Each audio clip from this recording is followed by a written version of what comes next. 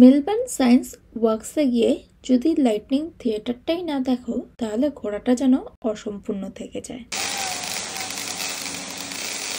Hello সবাইকে, আমরা এসেছিলাম মেলবোর্ন সায়েন্স ওয়ার্কসে আর এখন যাচ্ছি লাইটনিং থিয়েটার দেখতে, যার শুরুটাই হয়েছিল একটা ছোটখাটো লাইটনিং দিয়ে।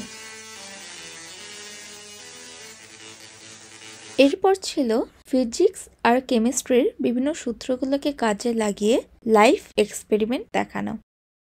ফায়ার ওয়ার্কস তো আমরা সবাই জানি, সেখানে আমরা বিভিন্ন কালারের ফায়ার দেখতে পাই, আর সেই ফায়ারের কালারগুলো কিভাবে হয়, অর্থাৎ কোন কেমিক্যালের সাথে ফায়ারকে অ্যাড করলে ফায়ারের কালার চেঞ্জ হয়, তার এক্সপেরিমেন্ট তিনি করে দেখাচ্ছিলেন।